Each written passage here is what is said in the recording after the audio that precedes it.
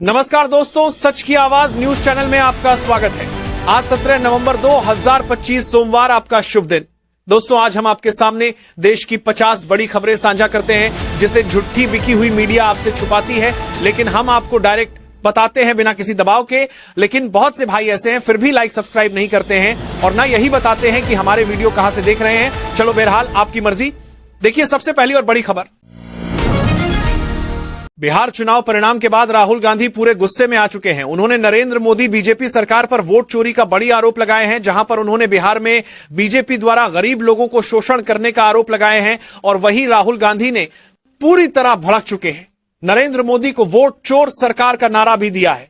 चलिए पहले आप लोग सुन लीजिए, उसके बाद विस्तार से बात करते हैं। आवाज इस संविधान को बचाने में लगाई और आपने अपनी शक्ति इस संविधान को, अंबेडकर जी के संविधान को, गांधी जी के संविधान को बचाने में, इसकी रक्षा करने में आपने अपनी आवाज रखी। अब आप पूरी दुनिया को ये नारा सुनाइए, वोट चोर, वोट चोर, वोट चोर, वोट चोर। ये चोरी सिर्फ आपके वोट की नहीं है, ये चोरी आपके अधिकार की है, आपके भविष्य की है। आपको पहले रास्ते दिए जाते थे, पब्लिक सेक्टर था, अग्निवीर था, ये सारे के सारे रास्ते आपके हाथ से छीन लिए गए हैं। नरेंद्र मोदी, बीजेपी, आरएसएस, अदानी अंबानी की सरकार चलाती है और इसीलिए वो चाहते हैं कि गरीबों की आवाज इस देश में ना सुनी जाए, दबाई जाए। राहुल गांधी ने अपने बयान में साफ कर दिए हैं कि मोदी सरकार अब तानाशाह हो चुकी है, गरीबों का आवाज दबा रही है, वोट चोरी करके अपनी सरकार बना रही है। इसके खिलाफ कोई आवाज उठाने वाला नहीं है। बिहार चुनाव हारने के बाद अब राहुल गांधी जी पूरे होश में आ रही है चुके हैं। नरेंद्र मोदी सरकार की वोट चोरी को जनता के बीच लाने की कोशिश कर रहे हैं। चलिए बढ़ते हैं अगली खबर में। राहुल गांधी के वोट चोरी के आरोप की वजह से अब पूरी तरह से गृहमंत्री अमित शाह भड़क चुके हैं।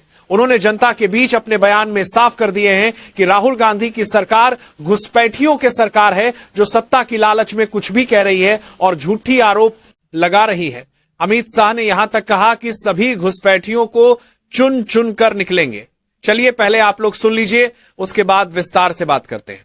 ये कह रहे वोट चोरी हुई है, इतनी बड़ी हजारों में संख्या है, आपका किसी का वोट कटा है भाई? अरे जोर से बोलो, कटा है। तो राहुल जी किसके वोट की बात करे? किसके? एक घुसपैठियों की वोट की बात कर रहे हैं। मुझे बताओ, काटना चाहिए या नहीं काटना चाहिए? अरे जोर से बोलो, काटना चाहिए या नहीं काटना चाहिए?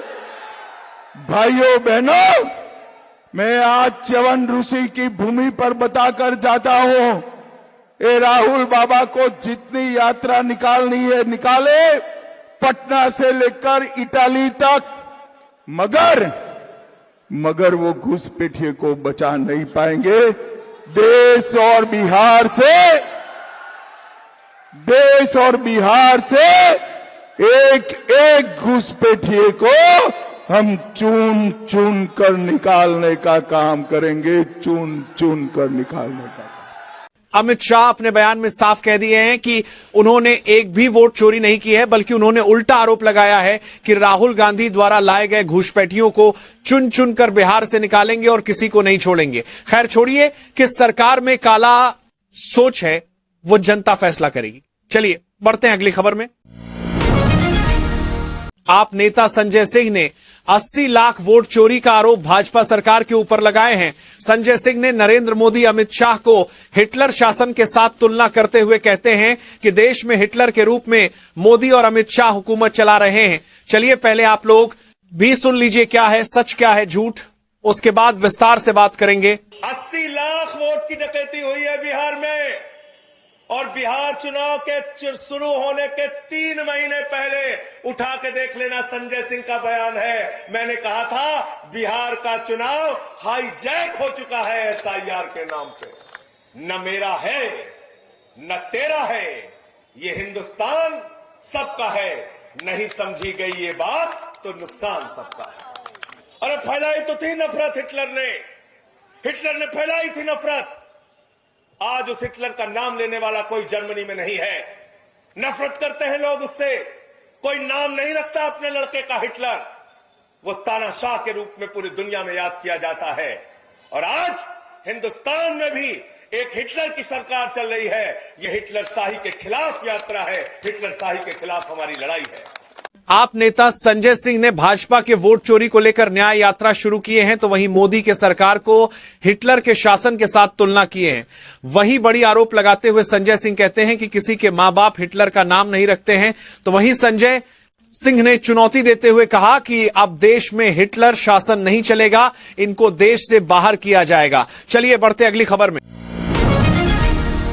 योगी आदित्यनाथ का बड़ा बयान सामने आ गया है। बिहार चुनाव के बाद उन्होंने यह साफ कर दिया है कि पहले कांग्रेस ने फिर राजद ने बिहार को धीरे धीरे लूटना शुरू किया था। विकास योजना के कार्य के पैसे को लूटकर अपने परिवार में लगाया था और आज झूठी अनाप शनाप आरोप लगा रही है। योगी आदित्यनाथ ने यहां तक कहा कि राजद और कांग्रेस ने पूरे बिहार में माफिया माओवादियों का बढ़ावा दिया है। पहले आप लोग सुन लीजिए। बहनों और भाइयों, पहले कांग्रेस ने फिर आरजेडी ने यहां लूटा, पहचान का संकट खड़ा किया, नौजवानों के रोजगार को छीना, अन्नदाता किसानों को बदहाल करके रख दिया, गरीबों को योजनाओं का लाभ नहीं दिया, विकास का पैसा अपने परिवार के विकास में लगा दिया। परिणाम क्या था? सब कुछ चौपट था। नक्सलवाद फैलता गया, माओवाद फैलता गया, माफियावाद फैलता गया और सत्ता के समानांतर माफियाओं की सरकार चलने लग गई। बहनों और भाइयों, जिस बिहार ने भारत को नेतृत्व दिया था, कांग्रेस और आरजेडी ने उस बिहार के सामने, उस बिहार के नौजवानों के सामने, बिहार के नागरिकों के सामने पहचान का संकट खड़ा किया। अन्नदाता किसानों को आत्महत्या करने के लिए मजबूर किया। बेटी और बहन के ऊपर सुरक्षा का संकट खड़ा किया और जब भी कानून व्यवस्था खराब होती है तो युवा परेशान होता है रोजगार के लिए, बहन और बेटी सुरक्षा के लिए परेशान होती है, व्यापारी अपना व्यापार समेट करके पलायन करता है, बाहर का कोई निवेशक नहीं आता है। योगी आदित्यनाथ ने यह साफ साफ कह दिया है कि जब कांग्रेस और आरजेडी की सरकार थी तो बिहार में किसान मरने के लिए मजबूर थे, बहन बेटियां सुरक्षित नहीं थी। डबल इंजन की जब सरकार आई तब जाकर इन चीजों में सुधार आया। वैसे में कौन सी सरकार बेहतर है ये जनता ही तय करती है। चलिए बढ़ाते हैं अगली खबर में। दिल्ली बम विस्फोट में आरोपित परवेज का हाथरस कनेक्शन सामने आया है।